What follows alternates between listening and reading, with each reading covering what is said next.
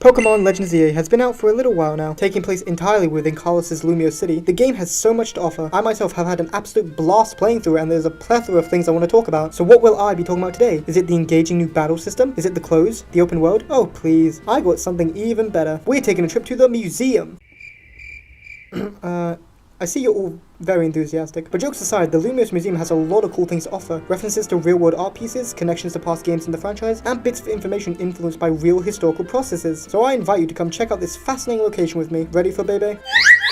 Upon entering the museum, we are introduced to the receptionist, who I shall proceed to ignore and beeline straight to our first piece. This artwork depicts a scene of farmers encountering Mew out in a field. The description reads that this piece is relatively young, being painted only 85 years ago, and is a naturalist painting. But what is naturalism? In short, naturalism is a style of art which attempts to depict regular people going about their daily lives, within the places they live, and or with an emphasis on the natural environment. Naturalist pieces make sure not to include any exaggerations, making sure it looks as realistic as possible, hence natural. The presence of a Mew kinda breaks that rule of naturalism, but we'll let it slide. This piece looks awfully familiar, but I can't find any obvious references that I could take inspiration from, so it's up in the air for now. Right of this is a more recognizable painting of a dark cave with floral growth inside. It's an obvious depiction of the glittering caves from XY, with the signature luminous moss that flourishes inside it, which, fun fact, is a real species of moss. The reason they can grow around caves is because their cells are able to concentrate much more light than other flora can, allowing them to photosynthesize in dim areas. It's also the only member of its family called...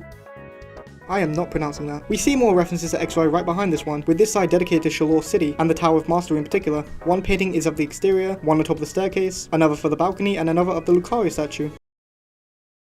Oh, there's also one here. It's a shame it's only a replica of the one in Shalour, but it's still a really cool thing to see here. There's also a painting that just has Callum in all his chibi glory. I don't know what to say here. Moving away from the Shalour propaganda, we get to this portrait of a fellow who hasn't been to a barber's in a long time. The description says it was originally thought to have been a posthumous painting of the king from 3,000 years ago, the one mentioned in X and Y, but it's now believed to be a relative from further down the family tree, which, duh, that right there is early modern clothing, not something from millennia ago. Next to it, this is one of two paintings in the museum that depict a mythical Pokemon. This one of a Diancie looking over is an obvious reference to one of the most famous Dutch oil paintings of all time, Girl with a Pearl Earring, by Johannes Vermeer from 1665. Despite his fame, this is actually one of only 36 confirmed paintings done by him. Girl with a Pearl Earring is a Trony artwork, meaning the person depicted isn't known to have existed, having been solely created for this artwork. The decision to depict Diancie for this makes a lot of sense. Being a mythical Pokemon, Diancie is not a figure seen often, and their existence itself is questionable, fitting with the concept of Trony characters being fictitious. Along with that, Diancie is obviously a very feminine Pokemon, matching with the painting's depiction of a beautiful woman. The one beside it has more characters present though. Resting on the sofa is a Gothitelle, looking relaxed with its previous evolutions, Gothorita and Gothita, and a Mariana and Pochiena. A few others are present as well. Unlike the girl with a pearl earring, we actually do know who is being depicted. Madame Georges Charpentier and her children by Frenchman Pierre-Auguste Renoir. Mouthfuls, I know. The woman's proper name is Marguerite, and her kids are named Georgette and Paul. The Charpentiers were a decently wealthy family, were actually the main patrons of Renoir for a time, hence why the family are the subjects present. This was a commissioned piece. The Gothitelle line's, well, gothic look fits with the black dress Marguerite is wearing in the original. Next up is equally on the nose, the painting of a Tsareena on the forefront with a cacturn sitting in the back. The inspiration is another oil painting, Woman with a Parasol by French painter Claude Monet in 1875. The piece depicts his wife Camille and his son Jean outside during a summer stroll. It is an example of Impressionism, a movement that Monet partially founded. These paintings use more vivid colours than the more muted ones contemporary artworks had, and depicted more down-to-earth scenarios of everyday life, with emphasis on the landscape and people, with effort put on how the light influenced the look of the piece. With Lumiose being based on Paris, it is little surprise that Game Freak chose to depict an indigenous Parisian type of art. This one is a favourite of mine purely because of its obscure reference. This random dude with a Mew stands out. How did he get his hands on one? But reading the description under reveals he didn't actually own one. He commissioned the painting to add it as a way for him to show off. Talk about compensating. But this is actually a real trend in historical art. For most of history, the people in paintings would have commissioned for themselves to be drawn. Regular people couldn't afford nor needed to do so nobles were the only ones to have their portraits done. All historical portraits have the underlying context that these portraits are made to make the subject look more beautiful or more impressive than they actually were, because they were the ones paying to be painted. Henry VIII wouldn't have looked exactly like this, just saying. But the specific inspiration for this piece seems to have been the Lady with the Unicorn, believed to have been done by Raphael himself sometime in the first decade of the 1500s. The well-dressed woman with the wheel and palm was originally identified as Saint Catherine of Alexandria, a Christian martyr from the early 4th century.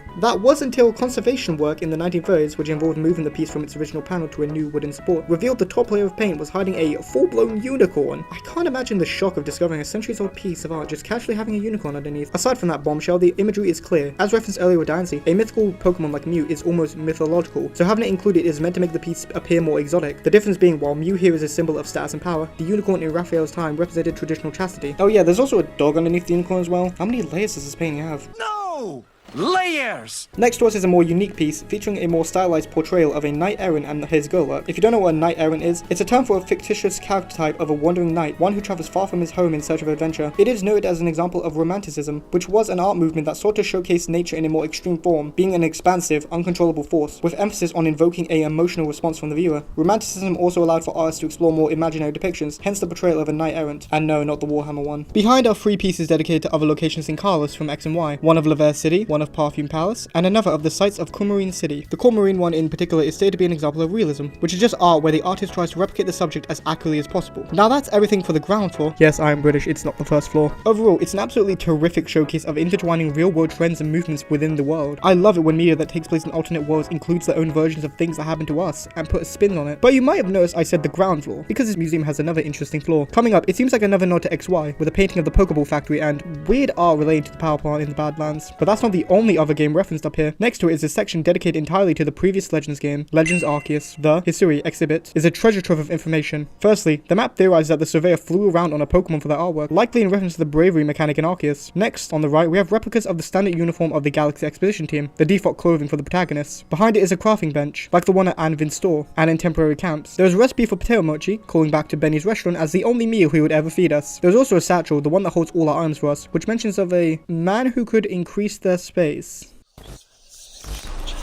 Even in death, he still haunts me. There are also artworks and recreations of the scenery and buildings of Jubilife village. There is a miniature of the general store, with mentions of the photographer and clothing store. Another mentions Ingo, the character from Black and White that just shows up in Legends Arceus, having been pulled into the past. It states he just left one day? He really just said he was done with Hisui. Considering another NPC states that the battle train in Unova is back up and running, it really seems that Ingo was able to return to the present somehow, without explanation. A stand displays all the different kinds of Pokeballs that were craftable in Legends Arceus. Behind it are sketches of Pokemon known as being the work of Professor Lavington, the Galarian scientist that helps you along in the game. What is really interesting is the information after this, which states that his original Pokedex, the very one present in the game, was thought to have been lost until a partial facsimile, which means a copy, was just found in a shed one day. It's a funny image that this historically significant document was just found in someone's shed, but it's a real thing that happens, where random finds come from the most random of places. Fun fact, King Richard III's remains were lost for 500 years until they were just found underneath the car park. Not the most dignified burial spot for a king, though a more relevant instance would be the collection of 17th century deeds just found one day in an inconspicuous outhouse in Upper Broughton. It is so wholesome to see Lavington's work survive beyond his lifetime and cement his memory in the study of Pokemon. Over here are some Edo-style portraits showing the hairstyles offered at the time, referencing Orizo and the hair-changing mechanic. There are also portraits of the 2 heroes of the Diamond Clan and Pearl Clan, and the mysterious figure from Kojita's tent. These 3 have always been a point of theorizing for the community, and Z-A gives some insight into them. The description proposed that they might have represented the sun, sea, and land. I was thinking more like space and time, given Dialga and Palkia, but that works, I guess. Speaking of Dialga and Palkia, there are 2 statues of the legendaries present as well, in the image of the statues found in Legends Arceus. In between them is a set of hieroglyphs with a bigger wall of them also in Legends Arceus. More locations are represented here as well, with some art of the ancient quarry, and an artist's rendition of what they believe Spear Pillar looked like the centuries before it degraded, which we can find in Legends Arceus. The battle being mentioned that destroyed the temple was likely the fight against the origin form Dialga and Palkia near the end of the game. Now we get to the items of interest concerning the Galaxy team. Of minor note, there is a flag of the Galaxy Expedition team, which mentions it featuring Galarian letters, further adding to the Galarian influence on the organization that isn't just Lavington. Another reference to Galar is the reproduction of Kamado's armor, the one he dons late into Legends Arceus. It's explained as most likely being Galarian, but also being close interference to Wilkstrom of the Carlos Elite Four, a connection that has been speculated on ever since we got to see this armor. Wilkstrom's own thoughts are present here. He mentions that his ancestors might have provided armor to people in Galar, which would then end up in the hands of Commodore. It's a nice addition as a plausible reason for the similarities, and adds more depth than just being a copy-paste design. Speaking of Commodore, the kimono he sports is also here, with the description knowing its use of multiple different kinds of threads, which would make it unsurprisingly expensive. The plaque also notes something interesting. The kimono proves Golduck was a known Pokemon at the time. Why? Because a Golduck is directly embroidered into the kimono. Wait, there's a Golduck? I need to double check.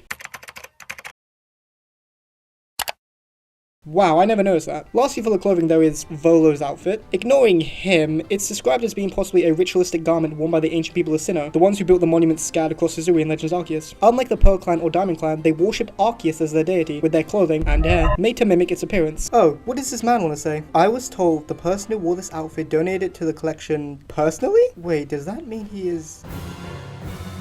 And that is all for the Lumiose Museum. All in all, it is a spectacular addition to the franchise's world building. The inclusion of real art movements and styles enriches the general world of the games, showcasing the products of these inspired cultures. The cheeky references are pretty telling that some guys in Game Freak are pretty big fans of historical art, and it absolutely fits in with Carlos being a region based on France. With the second half, it hawks back to its predecessor with excellent fan service, but it doesn't just reference it, it actively expands on its story, explaining some things while adding to the mysteries of Arceus' setting. It's a nice way of paying tribute to the game that has started the Legends series. It's a wonderful way to be able able to connect Z-A to Arceus, despite the harsh limitations of this game being set in the modern era. I'm making mentions that feel like they're hinting towards something.